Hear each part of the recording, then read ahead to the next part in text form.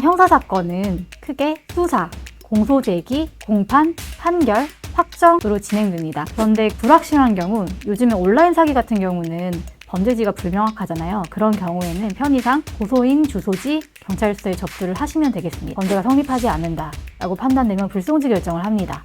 기소 처분을 하고 약식 기소가 될 수도 있고 구공판이 될 수도 있어요. 안녕하십니까, 변호사 윤세진입니다. 오늘은 형사소송 절차에 대해서 전반적으로 설명드릴게요.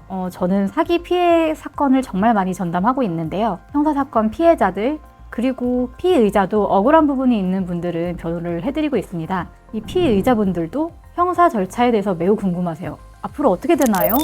앞으로 어떻게 되는 거죠? 이런 질문들을 정말 많이 받아서 좀 한 번에 정리하는 영상을 준비해봤습니다.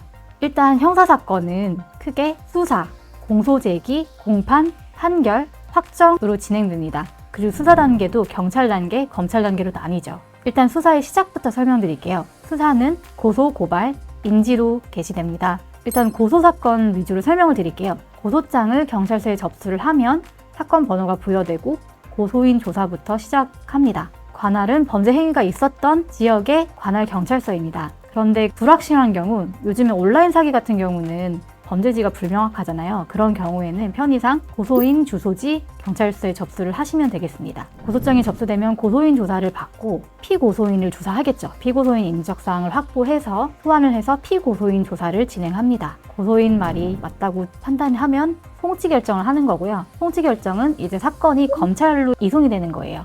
그리고 이 사건은 고소 요건에 해당되지 않는다, 범죄가 성립하지 않는다 라고 판단되면 불송치 결정을 합니다. 무혐의 또는 증거 불충분을 원인으로 불송치 결정을 하게 됩니다. 불송치 결정을 받은 경우 고소인이 부당하다고 생각하신다면 이의 신청을 하실 수 있어요. 이의 신청을 하면 검찰로 공이 넘어가게 됩니다.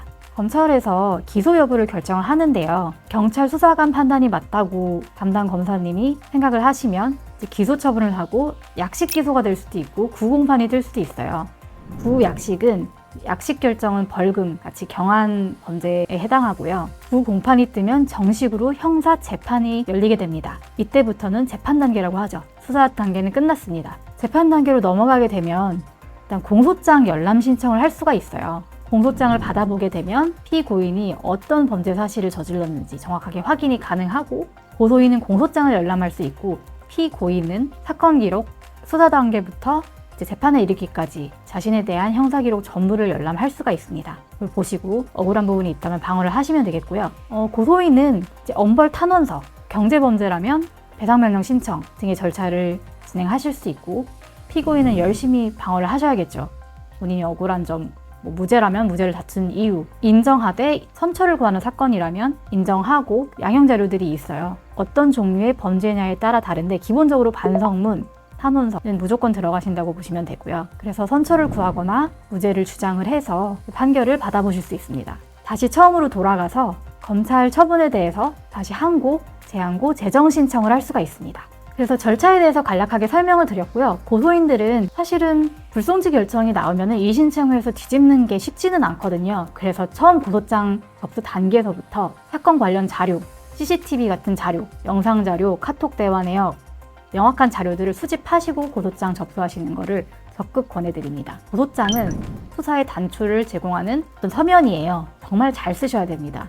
그냥 문만 가셔서 단순 신고하시는 것을 제가 권해드리진 않아요. 서면으로 잘 정리하시고 증거도 잘 정리하셔서 처음부터 고소를 잘 진행하는 것이 가해자의 처벌 혹은 합의를 이끌어내는데 유효한 방법입니다. 반면 피고소인은 수사가 시작되면 각종 압수수색 그리고 피고소인 조사 등을 받게 되실 건데요. 모든 피고인들은 자신의 방어권을 행사할 수 있는 권리가 있어요. 그래서 억울하지 않게 섣불리 죄를 인정하거나 그러지 마시고 충분히 법적 전문가와 상담 받으시고 내가 인정할 부분은 인정하고 적극적으로 아닌 부분은 왜 이 범죄에 해당하지 않는지 적극적으로 다투실 준비를 하고서 피고소인 조사를 받으시는 것을 권해드립니다. 정말 억울하신 경우에는 물론 경찰 단계에서부터 불송치를 위해서 노력을 하셔야 되고요. 한번 송치 처분이 나거나 이제 기소되면은 각 단계가 지나갈수록 결정을 뒤엎는 것은 마찬가지로 피고소인 입장에서도 마찬가지예요. 정말 어려운 일이기 때문에 불송치 결정 혹은 검찰 기소유예 처분을 받을 목적으로